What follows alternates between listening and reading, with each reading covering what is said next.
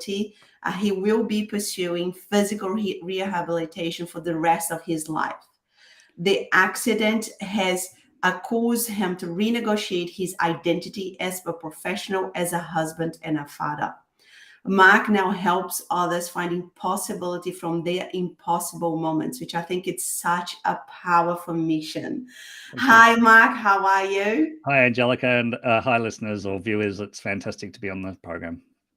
Thank you so much for sharing your story with us and spending some time sharing with us your learnings. I think we learned so much from each other. And I'm excited for you to tell us a little bit more about, when your life changed, with that accident, what happened? Yeah, so I was living in Brisbane, Australia, and I was actually scheduled to fly to Salt Lake City for a project I was working on that night. Just a very typical Sunday morning ride for me. I'd normally cycle 250 kilometers or 150 miles a week. Yeah, and halfway through that Sunday ride, just bike hit a bit of sunken piece of road. So the front wheel lost traction, had to make I didn't really fully lose control of the bike, but I was unbalanced and I had to make some controlled crash decisions. Thought there's a park straight ahead. Great, park. That's safer than hitting the road and having an uncontrolled crash, because I was thinking about, how do I control what's going to hurt, but how do I control it as much as possible? And I knew I was flying over the handlebars because I was going about 25, 30 k's an hour, 30 kilometers an hour. And just unfortunately, the way I flew off the bike, the physics meant that I flew quite high. And then I came down to a stormwater drain that was 5 foot below ground level. So I sort of Superman my position, my left arm out in front, hit the ground first. And my helmet hit pretty hard. And thank God my helmet did a great job. My neck seemed to hold together okay. But all that force went down into my spine. And if you reach around on your rib cage and float that round to the middle of your back, that's where all the force sort of came to a crunch, yes, if you like, and crushed 2 vertebrae pretty badly, and one of those had a big chunk go into my spinal cord. So can't really remember having any desire to move. I think my body pretty much just shut down and said, don't move. And it went into self-protection mode. Like the body is just absolutely incredible. And so my first thoughts were, oh my God, this hurts so much. And I've never had anything like it. Obviously a male, I haven't had to go through childbirth, but perhaps, maybe they're similar. I don't know. It was horrific. And all I had to do was just, concentrate on breathing at that point in time. Just how do I slow and calm myself down and just find a way to breathe? Because because so much of my body had gone into protecting the back, all the bottom of my lungs basically wasn't working because all those muscles were contracted around my spine, and then had 3 fractured ribs on the top half of my lungs. So top half of the lungs weren't working very well for that reason. Bottom half wasn't working because of the spinal cord. So I really had this short, shallow breaths, and I had no understanding why my breath was so bad. I just knew the pain was terrible, and the first thing I had to do was just try and slow my thoughts down, stay in the moment, and just find a way to breathe.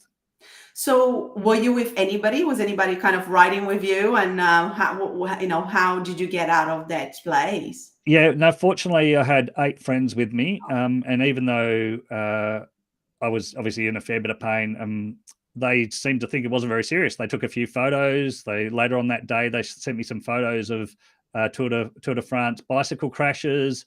So over the day, they started to realize that perhaps they weren't the best uplifting moments for me. I remember pressing delete on a few messages as they came through in our cycling group of going, if you knew what I knew on this side of the hospital, that you would not be sending such stuff. And I guess in some ways, even though I didn't like that in the moment, it was,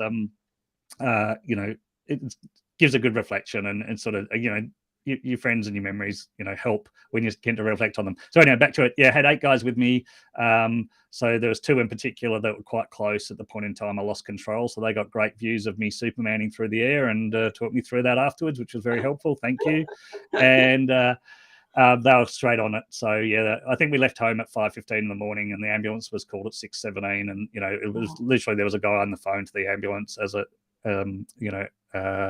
the first moment I looked up, there was someone on the phone to the ambulance, and those boys were taking care of me. And one was a nurse, 2 were physiotherapists. So I suppose if you're going to fall off with anyone, that probably helps. So that was nice. But as I said, it's sort of lucky. I guess through 2019 in particular, which was the accident year, I said unlucky but lucky so often, and I still feel that today. Like all the things that happened in my book, and being able to help people now, none of that would have happened but for this unlucky moment. But lucky to be in Australia with great health cover or healthcare, and lucky to just the way I landed my helmet worked. Lucky that the guys were with me and I landed on my side, and I didn't really want to move. I think I just sort of was already in a very safe safety position, if you like, on my side, and the guys didn't need to move me and wouldn't have moved me anyway. And lots of things that were lucky in an unlucky event. Really grateful for all that. So what happened at that moment, and I don't know if you felt like this, but I had an emergency surgery, and going in, you always have that hope, like although they were talking about it might be cancer, you have that hope like it's not going to be it's not going to be that bad, right? Like when you got to hospital, did you kind of have, of course you were in a lot of pain, but you didn't expect what was to come, right? No, complete shock. And my wife is my wife's incredible. She'd been through bowel cancer herself, and just said, just been incredible as she took on that journey, and that provided inspiration to me when I needed it all through that, particularly in the early part of dealing with this. But I've never seen her buckle or anything. Like she's just very strong mentally, person, lawyer, and incredible. And she didn't remember anything from our briefing, because she literally, at the moment they said spinal cord injury, she almost fainted and had to push herself into the wall around the corner to find a chair. So that's, I think that shows the gravity of what we heard. We weren't expecting it at all. I didn't, again, funny things that help. For me, like in the ditch, I knew it was serious, and I was supposed to be flying to Salt Lake City for work, as I said, and I knew immediately I'm not, this trip's not going to go ahead. And then one of the guys, I thought it was one of the physios, but no one admits to saying it. One of them said, "You never know, Berro. It might be muscular." And I'm thinking, it doesn't feel muscular. It feels serious. But what if you're right? What if he's right? And it is. I won't get out of hospital today, but I might get out of hospital tomorrow or Tuesday morning. If I get out Tuesday morning, I can still make it to Salt Lake City with a time zone advantage, in a way where I miss the very start of the workshop that I'm supposed to present at, but I'll be there for my sessions. I'll still be able to contribute, even if I'll be sore. So, it's really naff, right? It's so silly when you look at it in hindsight, but it actually helped me deal with that moment, because after I got my breathing under control, my next series of thoughts became, I think I probably tried to crack a few jokes for a while, and that wasn't really working. Then my next series of thoughts were going, okay, what are the flight schedules? How do I find a way to get to Salt Lake City and not let the team down that I've been working on this project with? And it actually gave me a bit of a mental diversion. So that was really helpful. Anyway, back to the hospital. Really wasn't expecting to hear spinal cord injury, and just complete shock. And I really can't, I know there was other tests going on after the initial briefing. I think they might even put my wrist in a plaster cast, but that they got taken off. There's lots of stuff going on, but generally I don't really have much memory of when Lucy left the hospital about 10:15, which was not long after our briefing. So the accident had been, as I said, 6:17 in the morning. They'd called the ambulance, probably took an hour to get to hospital and stuff. And I really don't remember anything from about that 10 o'clock till maybe about 1:30. I think I started to generate some hope. So I was really mentally scrambled, I think, for 3 hours. I really don't remember much about it. I just was so low, so shocked. So, woe is me. I can't cope. And then slowly I started to visualize people that had done, been in tough situations and found a way to navigate through it, and thought, well, if they can do it, including Lucy and her own journey, and another close friend, Claire, and, if they can do that in their journeys, then I should be able to find a way. I thought about some Paralympian, Carney Liddell I knew, and a few other things. I didn't know her personally, but I'd seen her speak. And all of those sort of moments started to help me think, well, I don't know entirely what sort of mindset or how those people found hope and continued to persist in their complexity, their difficulty, but they did find a way. And if I can start to imagine the sort of things they might have done, and if I can start to try and do the things that I imagine they might have done, then I'll start to make some progress. I'll start to make some progress, then I'll feel better about the situation. So I sort of started to generate this hope on that first day, and I really didn't didn't really have any concerns about the operation, because the operation was binary. They basically said if you were going to have any hope of walking again, you know, you need to have this operation today as soon as possible. That it absolutely needs to be within 24 hours, but as soon as it can be to alleviate this pressure on your spinal cord, the better. And until you get out of that, we really don't know what you like, but you've got to prepare yourself for really heavily compromised mobility. So I had this vision of someone that was probably in a wheelchair a lot of the time, but may be able to use walking, you know, some sort of crutches or walking stick or something for short distances. That was very much the base case vision they'd given me that first day, which was very separate to how I identified as a cyclist, as a, you know, father who was involved in his kids' sport, as a, you know, as a, you know, played hockey to a field hockey to a reasonable level. So all these things that, you know, I loved body surfing and being in the ocean, and all these things I sort of identified with, felt like they were, you know, very, very distant, I suppose. Maybe not completely removed from me, because you see people achieve all sorts of incredible things when they put their mind to it from all sorts of positions. Yeah. But certainly they were feeling very distant to me at that point in time. And just, sorry to close off very quickly, very long answer, but back to your specific question. So my plan A was always try as hard as I could. In the back of the mind, and I think particularly probably for about the first month, I never gave up on, or maybe the damage is not as bad as they said. Maybe it'll just pass. Maybe once my bruising eases a bit, it'll get a little bit better.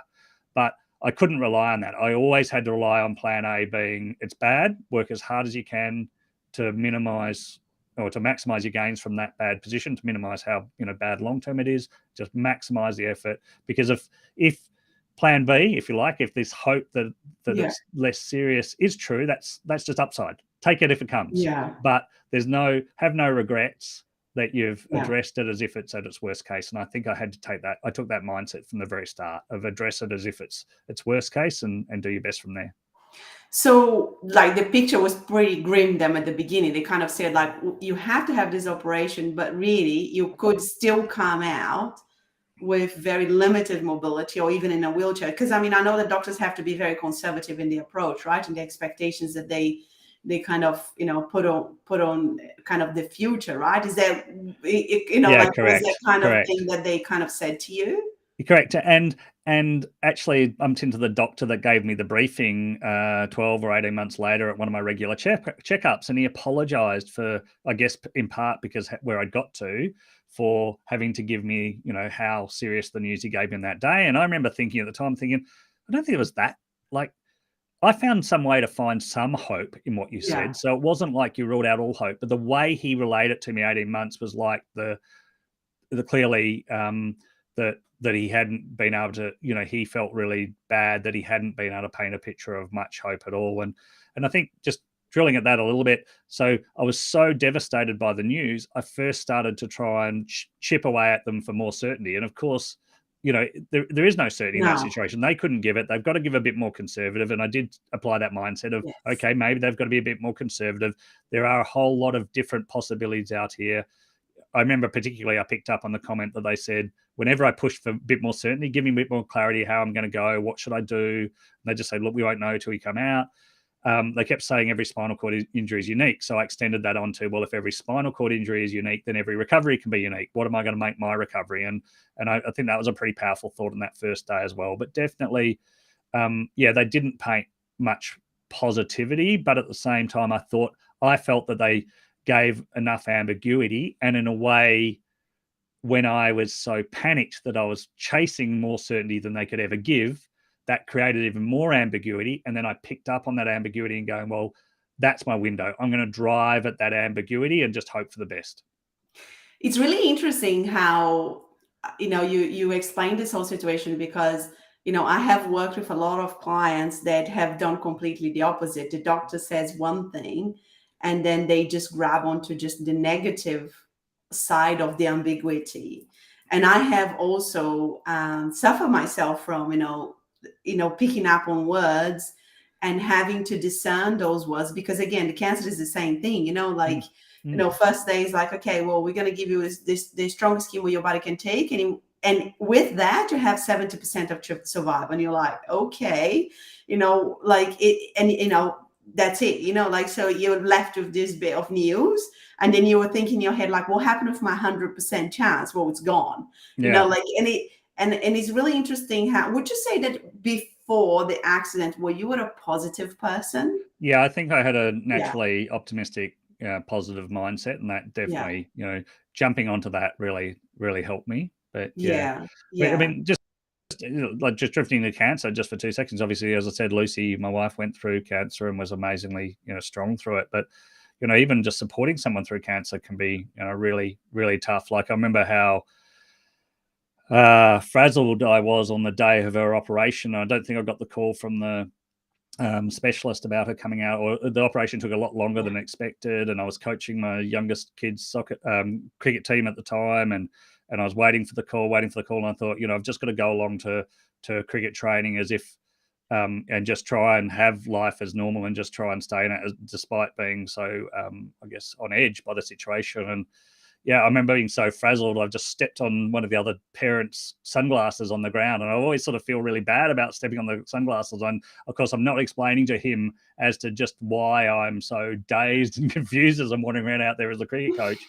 It does impact you, and obviously it impacts the person that's going through it even more. But even if you're around it, it can impact you. And, but you do find a way through it. And I think just finding those, that how do I find the positive in this situation is very valuable. Yeah, and I think words are so powerful, right? Not only the words that people tell you, but the words that you keep telling yourself. I really love how you explained and you got the ambiguity and you kept telling yourself, like a different story with the positive, slant on it, which I think that when you are going through a situation like that, it's so important, because you could just go downhill very quickly, like thinking, oh my God, like I don't, like I said, picturing yourself like on a wheelchair, and just go down this hole of like more and more and more negativity, as opposed to, and it's not, and I think we talk a little bit off camera about this, it's not being living in an illusion,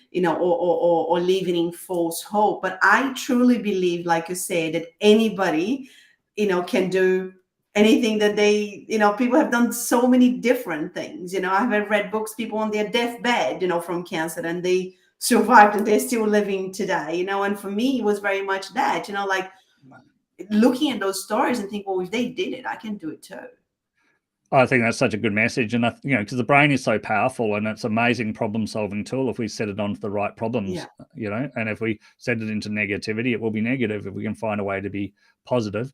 And I think for me, it's really important to acknowledge that on that first day, I prepared myself to accept the really bleak diagnosis they'd given me. I really got it in my head of going, okay, they've told me that's what's like there. How do I find a way to just get enough improvement that I can still be independent and in that picture? So just that's my base case of aiming for that. But what I really said to myself is I can find peace with any outcome. Provided I know that I've tried my hardest, provided I know I've set an example to my family that I'm proud of. So if I get those two things, then I can live with it.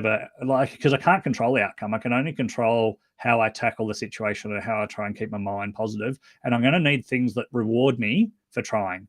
And if that thing, the only reward I get out of trying is how I feel about myself, that's amazingly valuable. How do I just channel that as a simplest thought and simplest action? So I think that was really key. And that was it was very crucial through the first 10 days in acute care in particular, but no more than the first day, because the first day, the first day post-operation. So the first day of the accident, it took me a few hours to get some hope, and I've got some hope. But of course, I've actually got no idea quite how bad my situation is. And then I wake up from the operation and I start to realize, I can't move a centimeter on the bed. I can't, I can't move my toes. I'm getting these 0 scores on movement on my toes and my left foot. So both sets of toes and left foot in certain movements, which basically at that point in time, I've got no understanding of how important actually having foot control is to walking, because you just sort of take it for granted because you've done it all your life. But, I've got these horrible 0 scores there that are just every time the physios, which is pretty much every hour for a while, and every 4 hours that they come in and yell out these 0 scores, that it's like a kick in the guts of, you can't do this. And I've just got to find a way to keep getting through it. And so I think that can't control that today, might be able to control it in the long term. What I can control is how I show up, what I do. Just try to flex those toes, try to don't have a setback. Don't get pneumonia. Don't let your lungs get worse because you can't move in this bed. Okay, it's painful lying on the bed. Well, okay, how much more painful can it be to find a way to sit the bed up a little bit? Let's do that. You're going to be a little bit better off if you do that. The pain was all so high that I just found a way to do things that were even slightly more painful, and the marginal difference wasn't that much. So when you talk about like the physical pain, and I must admit, I was in physical pain like 24/7 for like 7.5 months. And it wasn't until like probably my session 4 of chemo that I realized that the physical pain was something that I got used to it. And I accepted that was going to be my reality for 7.5 months, right? And when I say pain, was like, all sorts of different pains, like I had a PICC line and I was nauseous 24/7, like I had some sort of neuropathy, I think, everything. What, if you think about like, I think a lot of people, struggle, even in day-to-day life, let's not even talk about, after you have an accident, people, but exercising is too hard. I've got pain on my, ankle and I can't walk, like those little things. Like, what do you think it kept motivating you to show up each single day, even, despite the physical pain? I think in spinal cord injury situation, you've probably got the one advantage where they are very, very strong in their messaging that, and it depends from doctor to doctor, that you're going to improve for 1 year, perhaps 2. The majority of that improvement is going to be the first 6 weeks, maybe first 3 months. So there's a real sense of urgency. So I think that helped me. Like, I channeled that urgency a lot to start with. And, I remember being 18 months into my journey and feeling really bad. Like, those last 6 months, potential, what they've said is potential improvement. I never really fully believed that, but obviously, you're still going to take it on board as being a signal that you're going to react to and make the most of whatever you can do in the two-year period. And I just thought I've just got to go harder for the next 6 months. And I ended up creating some other complications by just physically trying to, push too much effort into recovery. But, I guess that timeline definitely helped. And maybe my, my commercial background that, worked in business or, large corporates, and that idea of net present value. So any investment return you make early is worth much more value. So just push as hard as you can. So I think that definitely helped, that urgency. Yeah. So if you can create that sense of, if I do it, look, I might be like any situation, if I'm going to be in pain for life, but if I can find a way to make more gains sooner, I've got those gains I make for much more of whatever remaining period of my life is. And for me, I was always painting this picture of, I was 47 or whatever I was at the point in time falling off the accident. I'm going to have another 30 years probably alive. I didn't know at that point in time that spinal cord injury people tend to live 10% shorter. Bang, didn't know that. Another statistic for me to try and outperform on. But, got this another 30 years to live. How do I get any gains? Because I can hold on to the full 30 years. So I think whatever you can do to paint that idea of the sooner I get those gains, the better. And also, if I get gains now, then whatever future gains I get are built off this new larger base, this higher base, that's valuable too. So paint those, even if you don't have a timeline urgency like I did, how do you paint that sense of currency, for one of the phrase of, why do I do it now? Why do I dress and find that way to do it? And look, I still got it. Like, every time I have to put shoes and socks on, it really hurts. It's not easy for me to put shoes and socks on, but it's a privilege for me to be able to do that, right? I'm doing it myself. I can do it. And just, it means I'm going out. It means I'm walking down the stairs and getting in my car and driving somewhere. So how do I focus on what that's enabling for me, rather than the 2 minutes of effort it takes me to put on shoes, and how it'll take me a minute to recover from putting on shoes, just because that's what my life's going to be like forever. And what's the alternative, right? Getting a wife to do it for you, or being dependent on people, right? Which I think that, again, I mean, there was many days that I was dependent on my husband. I could just get myself to the toilet, back to bed, or get myself eating. But, literally I was dependent on him. And I know for me, that was a big motivator as well. Like, I can't be like this. There's a lot of people that get left with cancer fatigue and lots of different problems. I said, I just need to get back to being, independent and have energy and have health again. I think you're so right when you say that, thinking about what are the gains, if I just push through the suffering or the discomfort now. Yeah, perhaps some of my thoughts were healthy and some were less healthy. Mm-hmm. So in reflection, so I was definitely, exactly you said, independence and gain.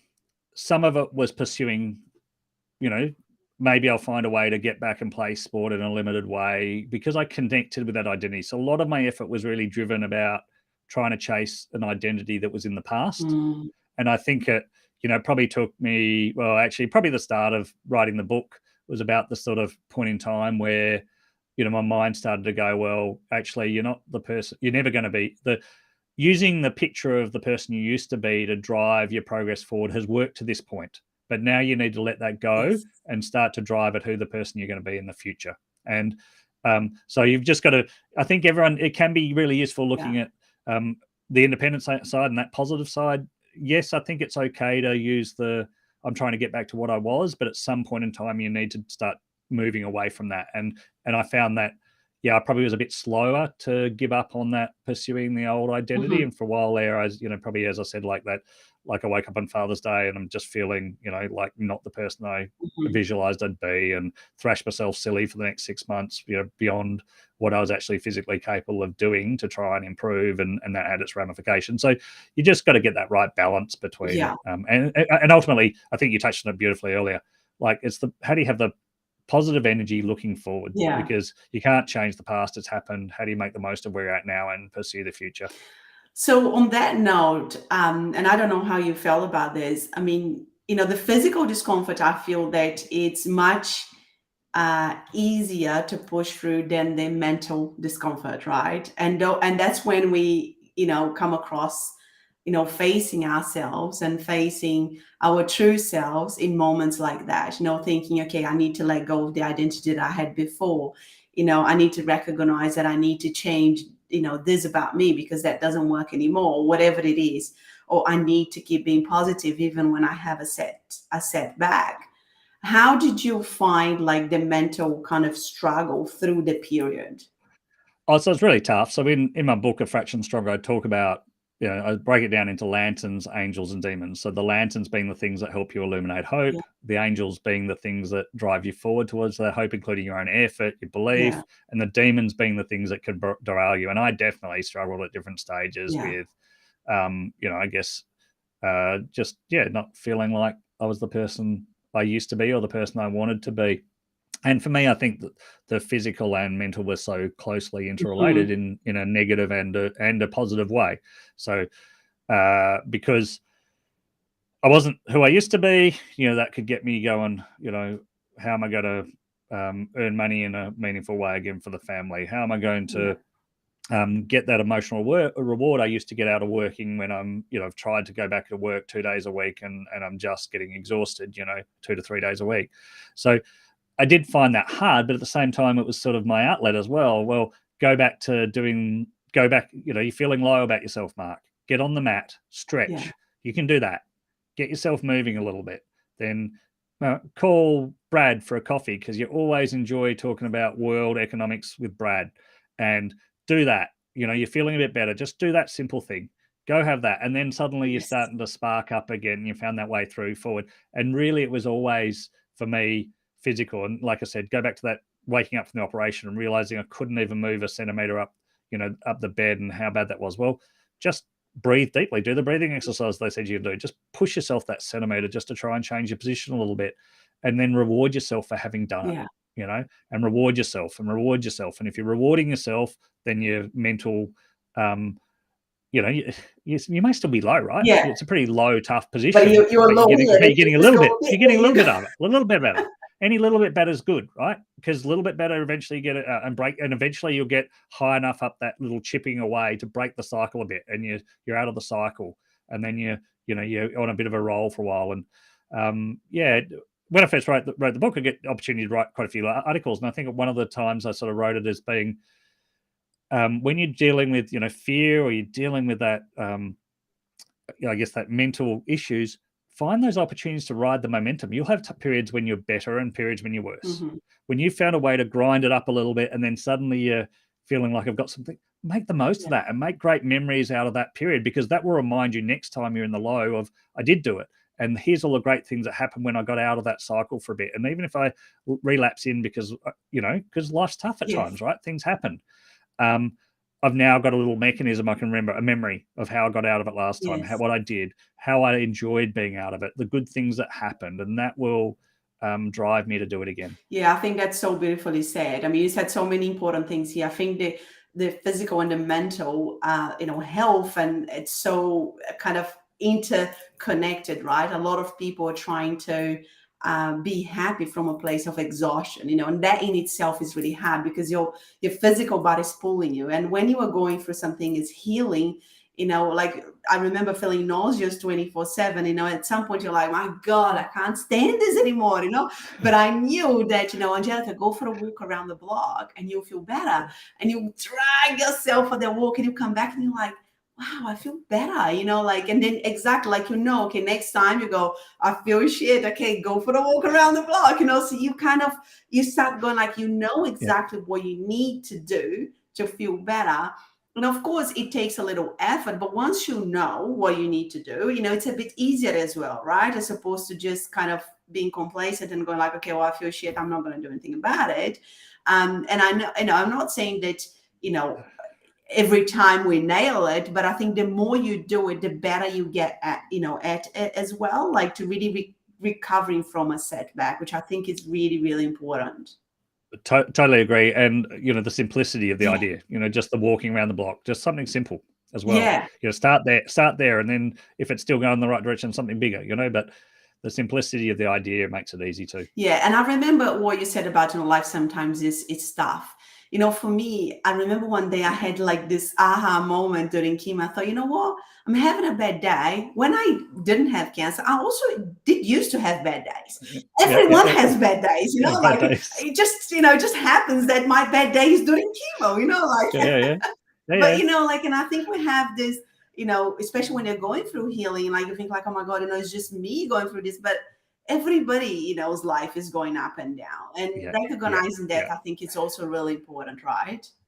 Yeah. And, we're not seeing all that, and we've got no idea of what people are going through at different stages.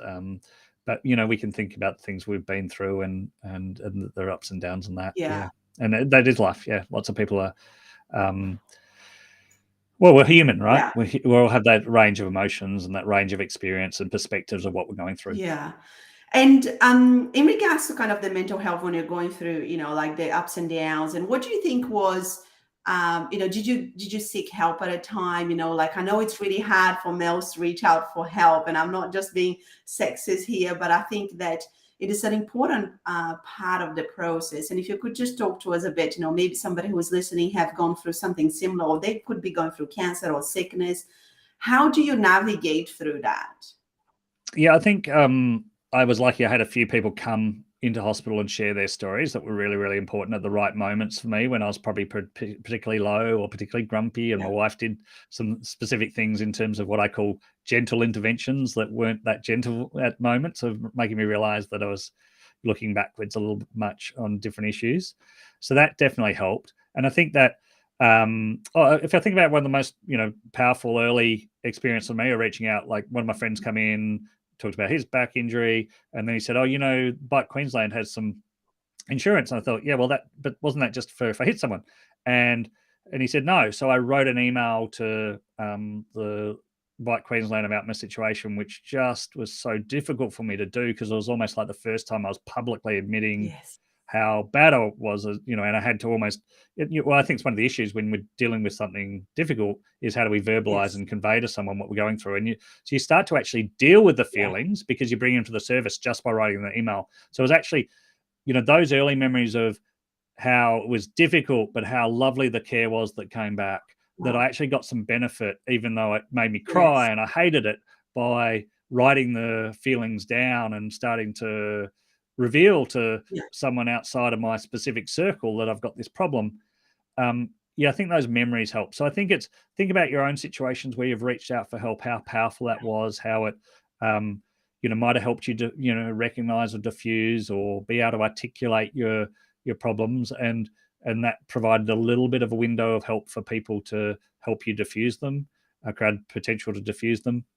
And then how generous that help was, because there is a lot of generous help in the world, and and people will come to our aid, but sometimes they just don't know what aid we need, and the only way to start that is with us reaching out. And people that are offering help feel so good when that help is embraced, and so it makes much more powerful experience all around. So if you can think of your own examples out there where you've had that situation, a really positive memory around that, use that as your resistance, because I can think specifically for me in that first 10 days, and partially maybe it's 50-year-old male, but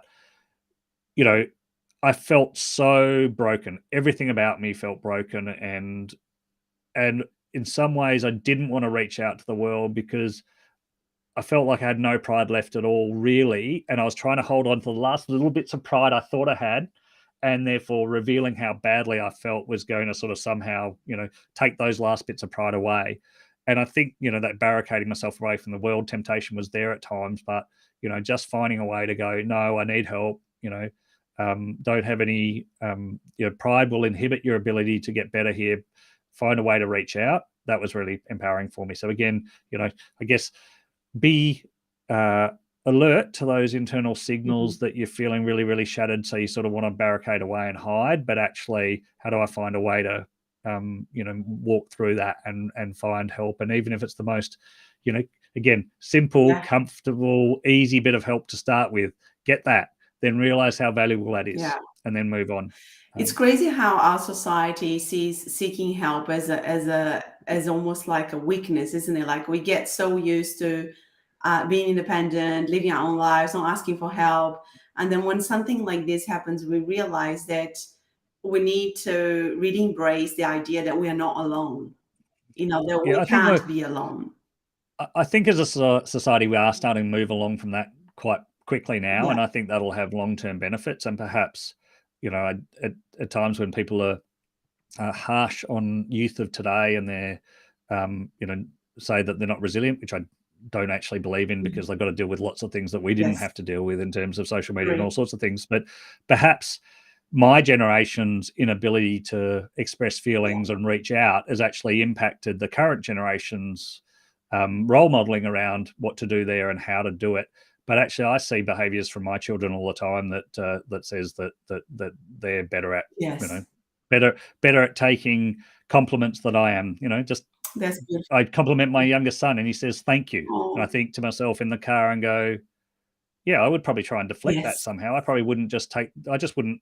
It's so simple, just conversational thank you, like just to take it and so neatly and easily, whereas I might try and deflect or whatever else, and just thinking that's powerful, because if you can take the compliments, of course, you get positive experiences that remind you of what you can do, and when you're going through something tough, reminding yourself what you can do and what you can get through, so valuable. So I think perhaps we're moving forward, but for a while they definitely were, seeking help was sort of discouraged or seen as a weakness, and I think it's fantastic as a society that we're starting to move from that. I think it's beautiful what you said, like seeing your children modeling different behaviors, right? And it sounds like because of what your wife and you went through, they are not saying better off, but like in a way, like I see in my kids, the trauma that we went through, they have grown so much as human beings, like they're only 11 and 9, but they are so wise in their own right. And they are so, understanding of like emotions and feelings and life.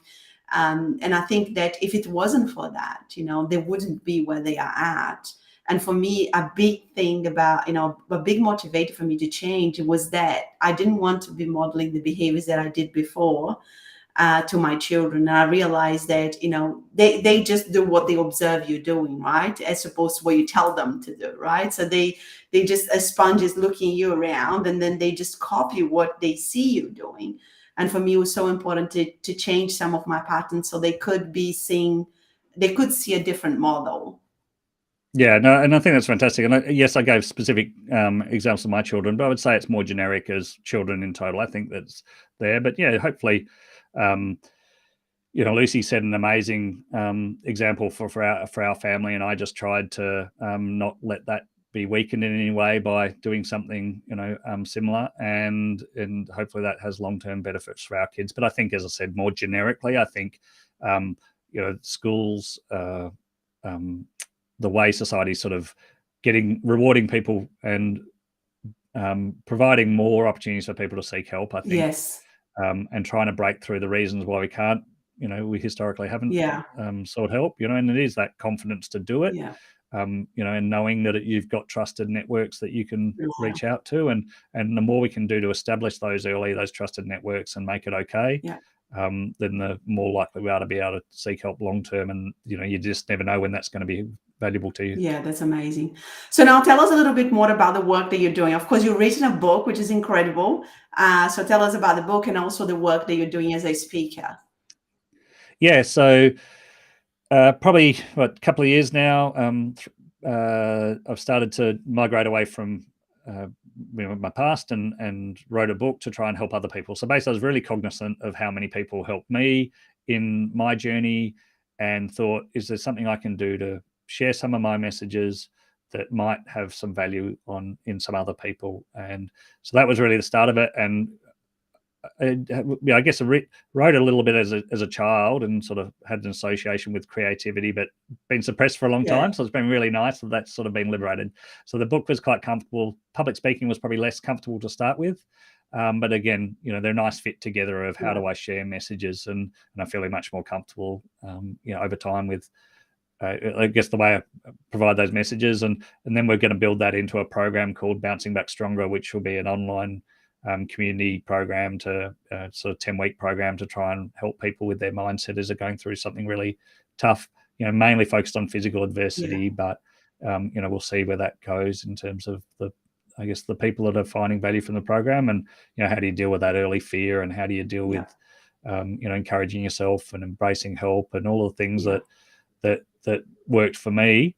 How do we share tactics and practical, and more than that, just build a really close-knit community, because people, I think particularly the first 6 months, I managed to find that sense of belonging in my hospital gym, and then with the cohorts that I was going through rehab at different stages, that kept driving me on. And there is very strong research that if you get that sense of belonging, somehow you sustain your effort longer, and you embrace the opportunities around you, more securely, with more determination. And of course, if you can do that, more determination, more effort now, sustain that effort longer, you're more, not surprisingly, going to get better results. And how do we find a way to help people do that? So, main thing is I want to write more books. Obviously, like anyone, I need to find a way to, get some commercial returns so that I can keep affording to write books. And inherently, I just want to find a way to help other people if they're in a difficult position like me. So how do I bring all those things together in a way that creates a future that makes me feel valuable? Because ultimately, that's important to me. And fortunately, one of the ways I feel valuable is if I'm creating value for others. That's amazing. That's amazing.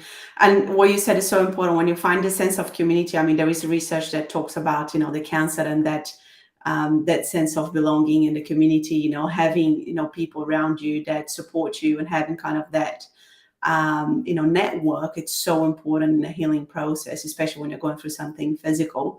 And I think that's awesome that you want to create that, because, it's, I didn't know about this spinal cord injury, like we're talking about this urgency thing, it's kind of, it would be really important to find that straight away as well, right? Like, it's not like you've got time, like you want to get there going, like as soon as you can, so you can, move forward as well.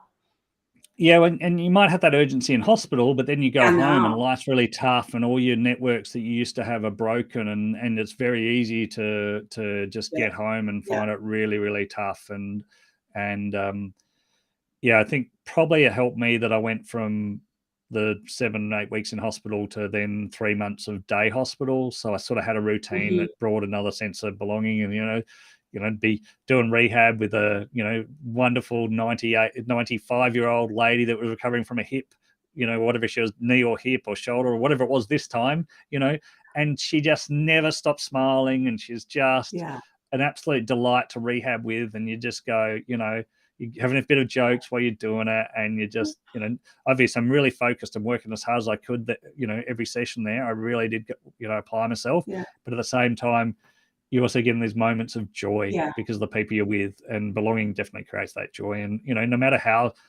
difficult our situation is, there are always moments of joy if we're looking for them and finding them, and they'll help us get through no matter how tough that moment is. Yeah. And I think that's what it comes back to, the finding possibility from an impossible moment, right? Like, I think that is such a powerful, tagline. Is such, because when you are in that place of thinking, oh my God, how do I move forward?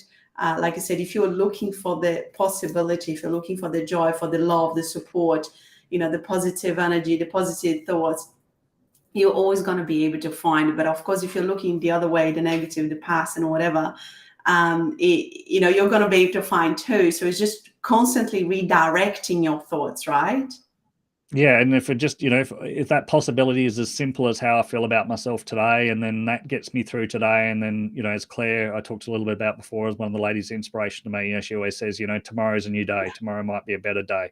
So, the possibilities are simple. How do I apply myself really well today, with the view that who knows what's going to transpire tomorrow, how that's going to be, whether that might be a little bit of a mini breakthrough day, et cetera, then the possibility, because we can't always see those possibilities, right? They can't see. There's always things happening that we, good and bad, that we could never have predicted, never have imagined. Yeah. And if we stay in the game, we just find a way to get through today and get into, the next moment, then who knows what might break our way. Yeah. And I think, we live in a world that kind of make us think that we've got certainty, but possibility is just the unknown, right? Possibilities is the reality of it, which is unknown. Like, although we think like, oh my God, I can control everything, I control this, I control that. And when something like this happens, you're like, well, in actual fact, I can't control anything. Yeah, well, I think the word normal gets overused, and the word certainty we're sort of targeting, because and then we get this focus around, control what you can control, which is, was very valuable to me, in so much of what I did. But at the same time, if that's all your focus is, then it's constraining. So you've got to say, I need a bit of both. I need to actually allow myself to be influenced by things I can't control, and be willing to let go of them and let them be what, we'll get to that eventually. I'll try to influence them, or I'll try and look for them in due course. And, these are little things that keep, I can control today, but I won't stop looking for those things that are currently beyond my control, and when I might be able to bring them closer to my sphere of control, or you focus the things I'm controlling in a way that gets me more capability of seeing and reaching those possibilities. Amazing. So Mark, I'm going to add all your contacts in the comments so people can reach out to you, all your socials as well. So thank you so much for being here. It's been really, really valuable for you to share your story, your learnings, and also add the details of your book. If people can get your book, A Fraction Stronger. I love the title. It's very, very powerful as well. And thank you so much for being here. It's been an absolute pleasure, and you've been, like, hearing your story is just amazing, and I'm so grateful that our worlds intersected, and I got to hear about what you've done and where you're going and what you're achieving. It's so important and valuable, and it's an absolute privilege to be here. And thank you, listeners. Thank you so much. And before I go, so when are your TED Talk? Yeah, so I'm on stage at the Brisbane TEDx on 14th of October. Amazing. So people can get tickets. I'm going to add the link as well. You can get tickets online now. Amazing range of 12 speakers. It's just, I know I went in the crowd last year, and just absolutely blown away by the things that people in Brisbane or around are already achieving, and incredible stories. Amazing people this year that have achieved so much already. Maybe I don't quite compare. Mine's more trajectory of where I hope to achieve in the future, but that's the world's both, right? So very great opportunity to be on stage there with amazing people. Well, as I said to you, I saw the line of speakers and I saw your story, and I thought you were very much on par with everybody's story. Okay. Thank you. Thank you so much, and I'll see you soon. Bye. Angelica and listeners, thanks so much. Bye.